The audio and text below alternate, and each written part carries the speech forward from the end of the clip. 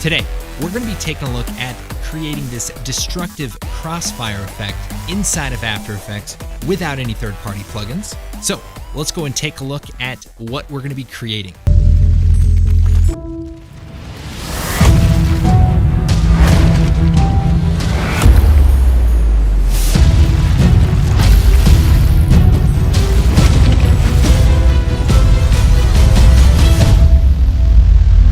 Now, what makes this effect really cool is that it's entirely procedural. So I can rotate the direction of this blast and all of the effects will update. So things like the particles, the direction of the force, and even the way that the pieces chip off of the title. So there's a lot of different ways that you can use these techniques. So I would recommend you guys watch all the way through.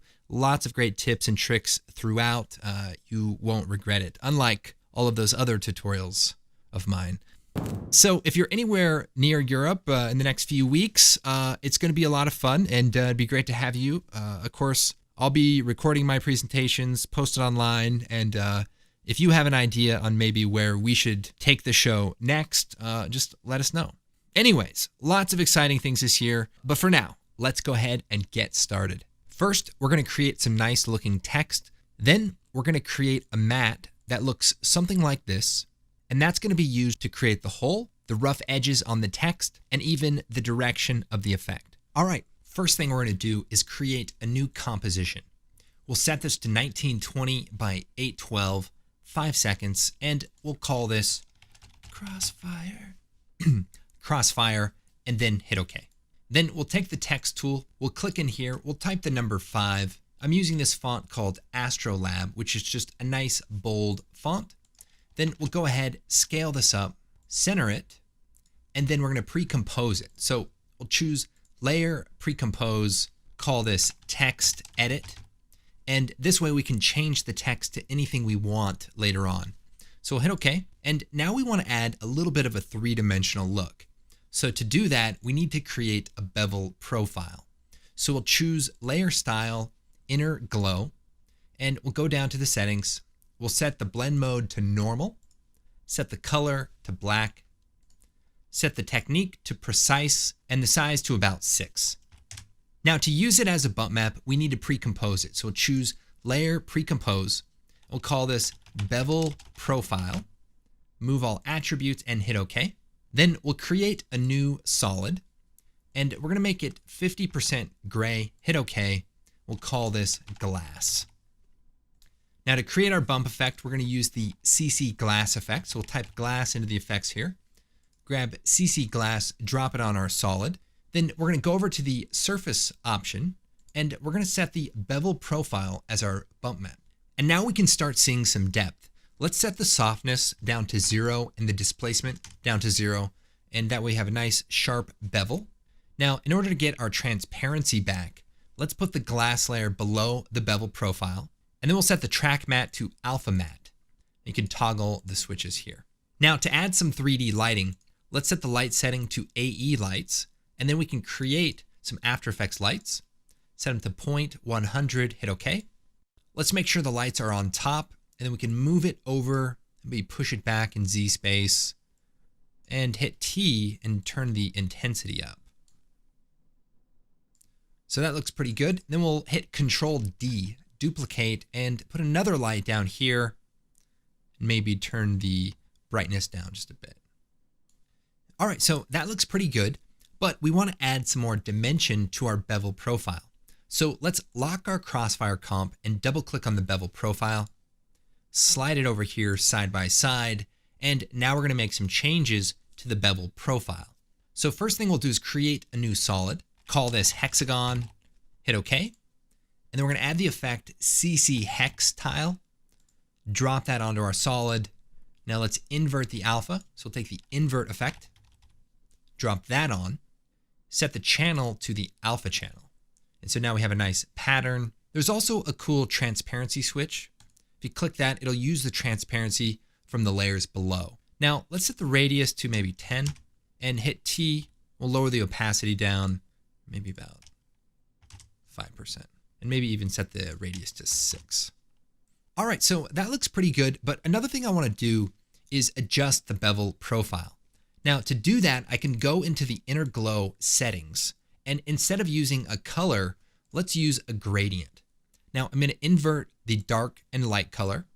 Now let's move the white color about here, and then we'll put another point with gray at about 67% is good. Then hit OK.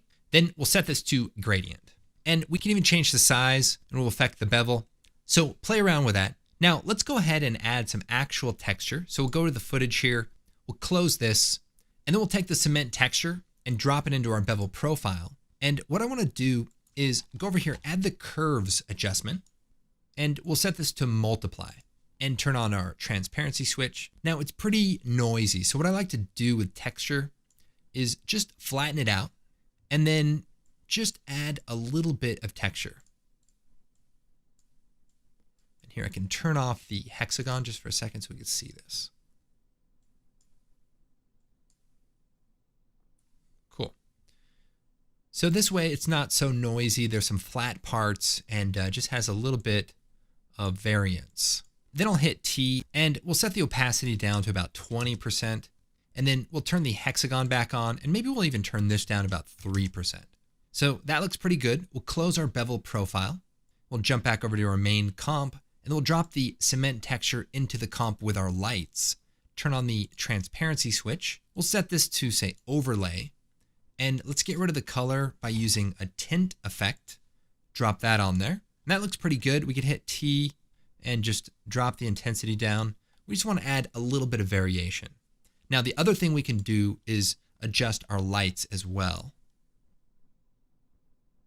Backlight that a bit more.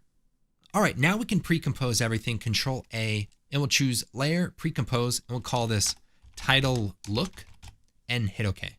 And then we'll take a copy, hit Control D to duplicate, and we just want to add a little bit of depth. So we'll type in Radial Blur, and drop that onto the bottom copy. And what we want to do is set it to fading zoom and turn the amount down to about negative, 22. And then we'll add a curves adjustment. We can look at the transparency here, and we'll go to the alpha channel, and we're just going to crank it up and then go to the RGB and drop it down. So it's just kind of a dark background. So just a little bit of fake depth here for our title. And then we'll do one more pre-compose, hold down Shift, choose Layer, Pre-compose. We'll just call this Type and hit OK. All right, so this is looking pretty good. Now, most tutorials would probably just stop right here, but we're not wasting your time. We're giving you the good stuff. Now it's time to create some destruction. And this is a very important step because it drives all of the other effects that we're going to be creating later. So let's create a new solid, and we'll keep the width the same, but we're going to set the height to 50. We're going to call this slice. Then we're going to hit OK. And what I want to do is pre-compose it right away. So Layer, Pre-compose, and we're going to leave all the attributes and hit OK. And that way the comp stays the same size as the layer. So we'll double click, and I'm going to add a rectangle mask just by double clicking on it, and it makes it the same size as the layer. Then I'm going to hit M, go down to the expansion and just turn it down, maybe -6. Then we're going to add the effect Roughen Edges. So we'll take Roughen Edges, drop it on there, and let's set the border to about 13 or 14, and then turn the scale up a bit. And then we're going to do one thing that's kind of strange is we're going to pre-compose it. And we're going to move all the attributes, and we're going to call this Slice Roughen and hit OK.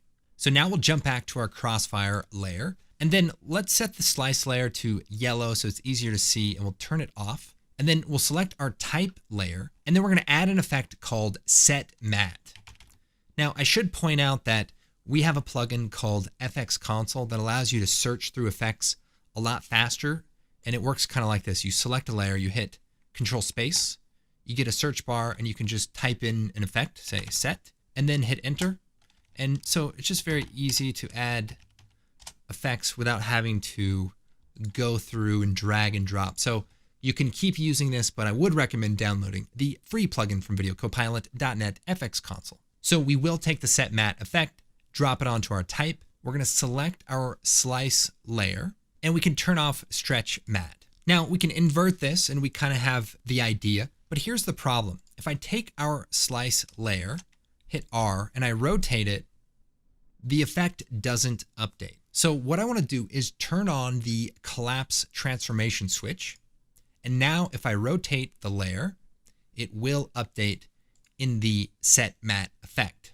Now this is an important step because our entire system is going to work around this one slice layer. Now before we go on, let's just create a background. So we'll create a new solid. We'll call this background, set this to 812, hit OK. Then we're going to add the ramp effect. So gradient ramp.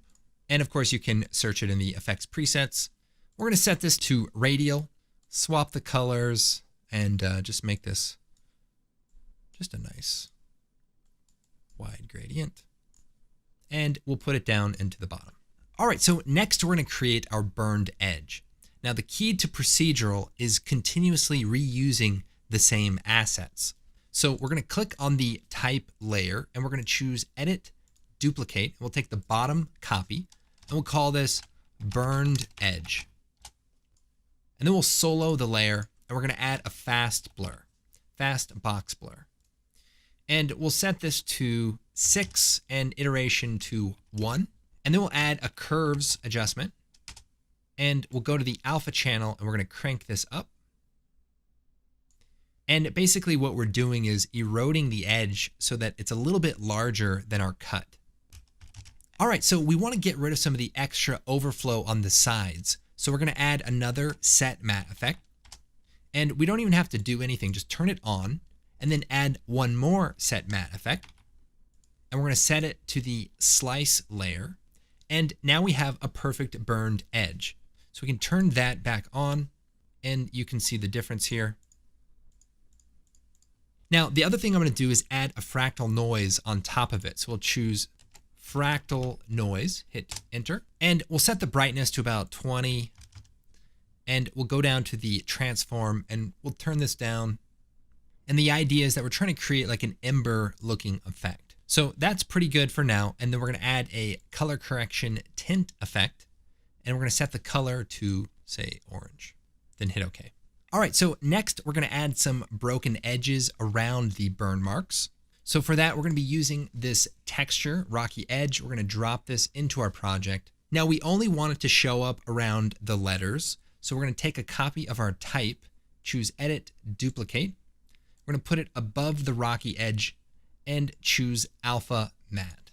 And so now if we take the rocky edge and move it around, it stays inside of the shape of our letters. Now, one thing we're going to do is click on the type, go to the effects and delete the set matte effect because we don't mind if the rocky edges goes a little bit past the burn mark. And in fact, we do want it to overlap a little bit so it feels a bit more random. Now let's go and duplicate it for the bottom. Choose edit, duplicate. We'll take the rocky layer here and we're going to take the rotation tool and just rotate it, hold shift, and then move it down. Now we want the broken edges to stay with the slice. So we'll take both copies, hold control this time, select both, and then we're going to parent the slice layer. Now just for reference, if I hit R and I rotate this, all of our effects are moving together. So we'll set that back down to 0. All right, so now we're going to add a laser blast, and we're going to be using another free plugin from Video Copilot called Saber. Now you can check it out in the description, link to download. We're going to create a new solid. We'll call this Saber, hit OK.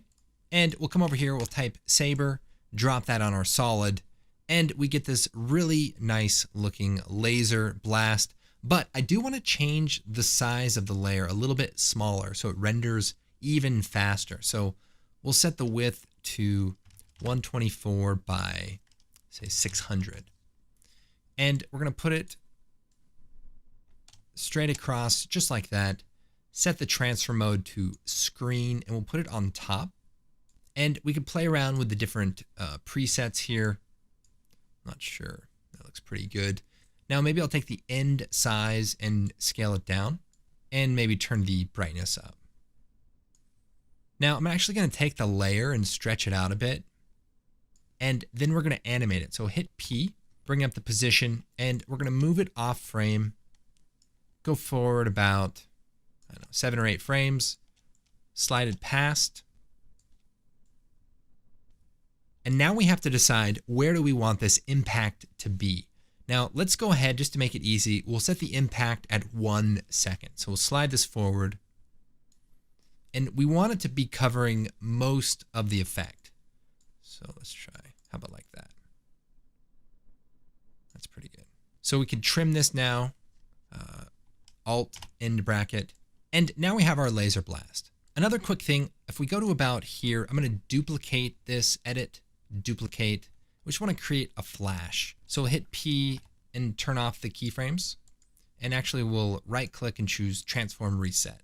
And what I'll do is solo this, and let's move the position to about a point, and then set it to default, maybe turn up the intensity. That's pretty good. And then we'll hit S and scale it up. So we just want a nice flash of light. Maybe even go to the render settings, turn the gamma down, just so it's a nice flash. And we're going to set it to be 1 frame long. Nice. Now, the other thing to consider is that we need the effect to turn on at a certain point. So what we could do is just take the rocky edge and move it over so that it starts just as the impact happens. Now, we could also do the same thing to the slice layer itself. So if we open it up, we can trim this down so that it's off and then on. And so now if we look at this, we're starting to get the basic idea.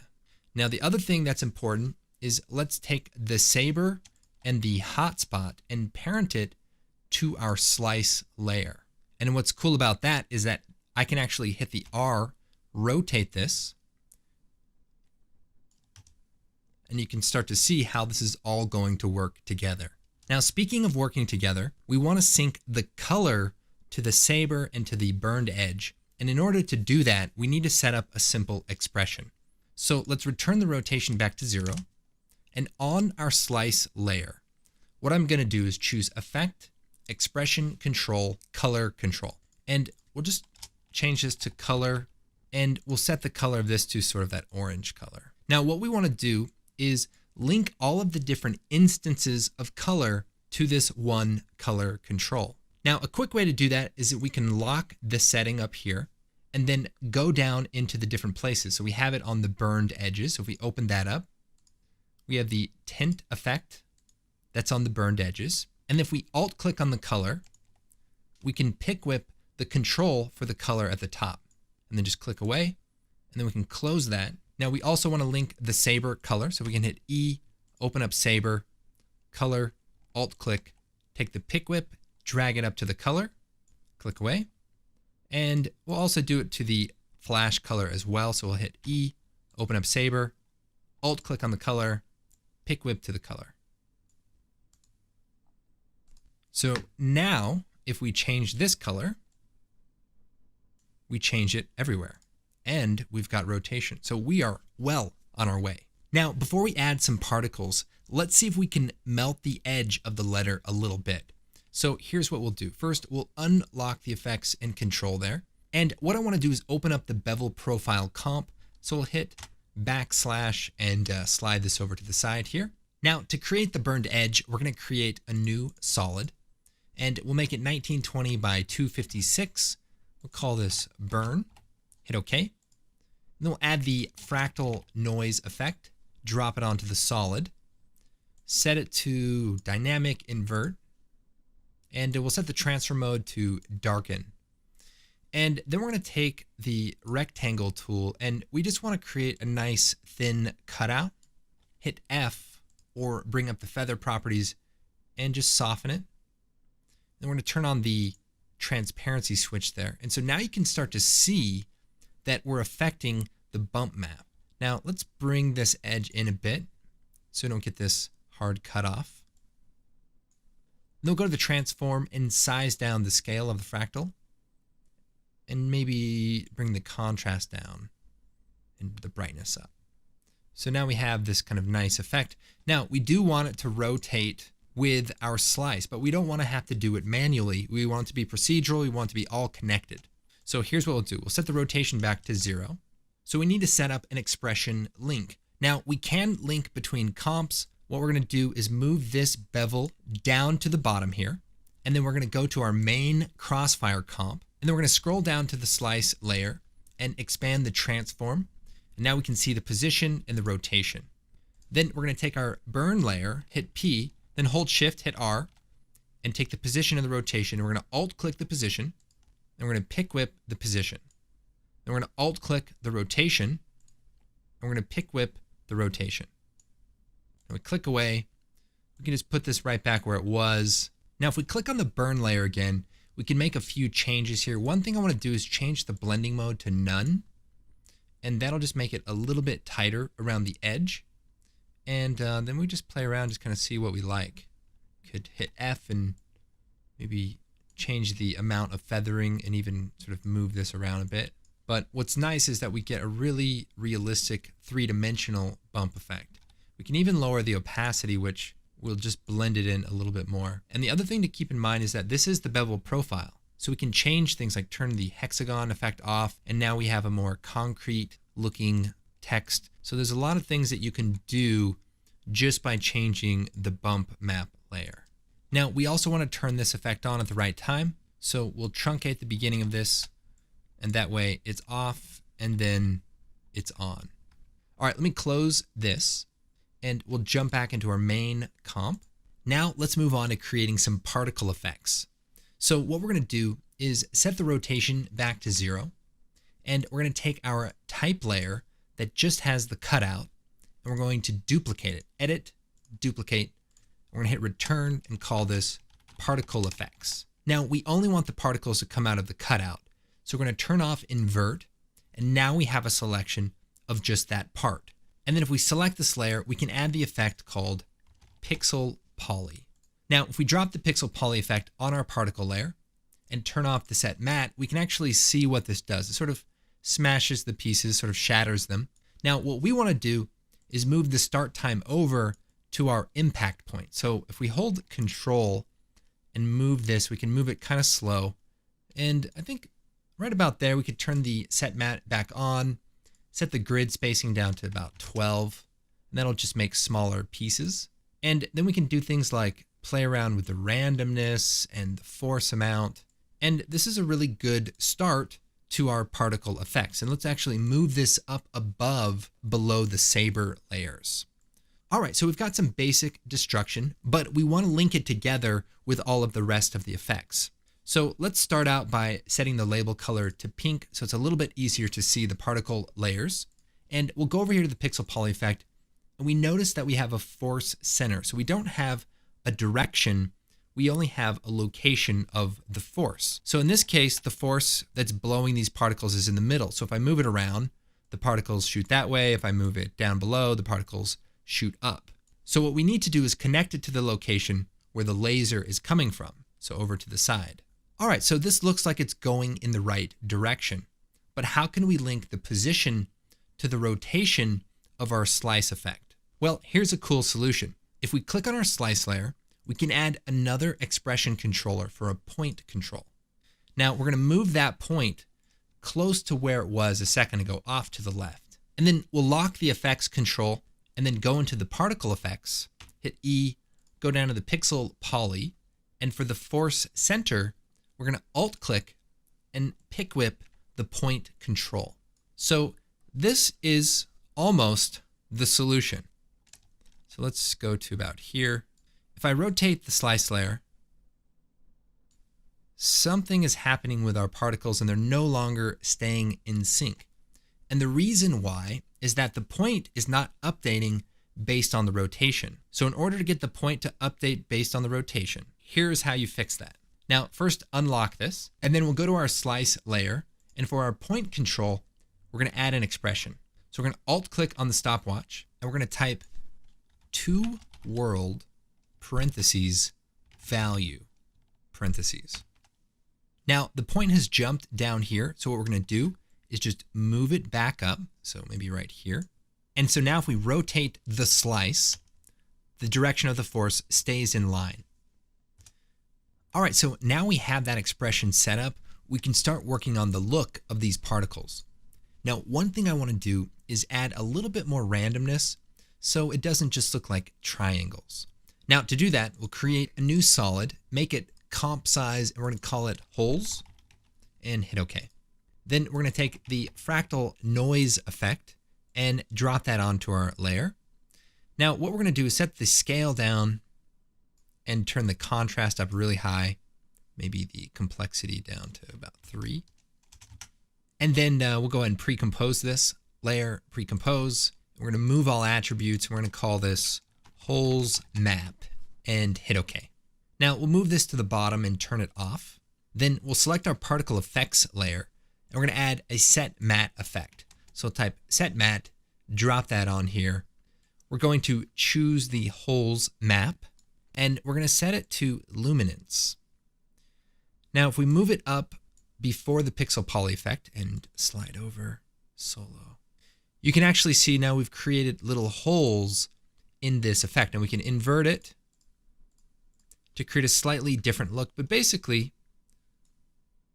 we created some sort of rougher looking pieces. All right, so this is looking a lot better. What we could do is rotate the slice one more time just so that we can work on these particles. And let's play around with the particle settings. So let's turn up the speed randomness to 100. Now we can increase the direction randomness, which makes it kind of shoot in all different directions. Now, if we want to add density, what we can do is duplicate the particle layer, Control D, and then just make some changes. So maybe we'll set this to 15, and we could turn the force up, or we could turn it down. This is a really cool effect where you have some particles that linger after the destruction, and sometimes it's cool if they're pretty small. You can even have them even slower than that. Check that out. You can play around with this invert setting. It just creates a slightly different look based on the noise. But that's really nice. And there is a spinning, but you want to be careful with that. It can start looking a little bit weird. Now, we could also turn the gravity on to say 0.1 and 0.1. And we could probably set up an expression controller for this as well, but there's just a couple of these. Now, another thing we'll do is duplicate this again, Control D. And now we want to create more like spark layers. Now, to do that, we're going to use a color tint effect. So we'll choose Effect, Color Correction, Tint, and we're going to link this color to our control color. So let's lock that, jump into our particle effect, hit E, open up the tint, and we're going to map the colors to that. We'll just map them both. There we go. And we'll rename this to particle sparks. And I'll set the label color to blue. Now let's change the settings. We'll unlock and change the settings. Maybe slow the force down a bit. And we'll turn the spinning down and the grid spacing. So that's pretty cool. Now I want to reduce the amount of particles. So it's kind of an interesting way to do that. I use this checkerboard effect and I put it before all of my layers. And I just played around with the width and set this to stencil alpha. So now we can see some empty patches if we turn this on and off. So just a nice randomness. All right, so let's keep moving on. What I'm gonna do is duplicate this particle effect and we're gonna just change the settings again. So maybe increase the speed, turn the randomness down, just kind of create a nice straight line effect. Now, another thing that we need to account for is the explosiveness of this effect. So what we should probably be thinking about is how we can make the time start a little bit sooner. So if we hold Control and shift it just a bit, we can make it seem like the effect is starting more explosively because it happens really quickly. Now, what I'm going to do is take all of our particle layers and shrink them down to the 1 second mark so they turn on sort of instantaneously. Now, same thing with our other particle effects. Let's make it seem like they start a bit sooner. It's pretty good. Now we need something to be a bit faster. Yeah, that's looking good. Now, another thing to keep in mind is that we can put some of the layers behind the title and behind the burn marks. And it just creates more depth. And sometimes you need things to be more visible.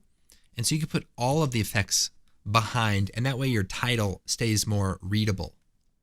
So for now, we'll just leave them all on top. Now again, we can rotate the effect and it still works nicely. Now, if you want to add motion blur and you don't care about render times, we can create a new adjustment layer. And we'll call this force motion blur. And we can find the effect called force motion blur, put that on top, and we actually get some pretty good looking motion blur. Cool thing is you can just turn it off while you're working. Now, the other cool thing is that I have included in this project file a free clip from our Action Essentials collection. This is a very strange clip that I find myself using quite often, and it's basically a particle stream that dissipates. Now, what we're going to do is drop this in above the force motion blur, slide it over, and we're going to scale it up. Hit S, scale it up, rotate it. We just want to sync it up there. Hit S. And now we have a nice smoky effect. Now to make it a little bit more dense, we'll add a curves adjustment and just boost the alpha channel a little bit. It's pretty good. And then we could duplicate the layer, scale it down. Maybe we flip it just for a little randomness and hit T and lower the opacity. And we can even put this below the title as well, just so we have smoke on both sides. So there we go. Let's try that. Bring the opacity down. We don't want it to be too strong. All right, so now let's add some color correction and some nice glow effects. All right, so to add some glow effects, we're going to create a new adjustment layer, and we'll put it above the motion blur. We'll call this glow. And what we're going to do is choose channel, shift channels. And this is a cool technique that I like to use for colored glow. And we're going to set the alpha to saturation.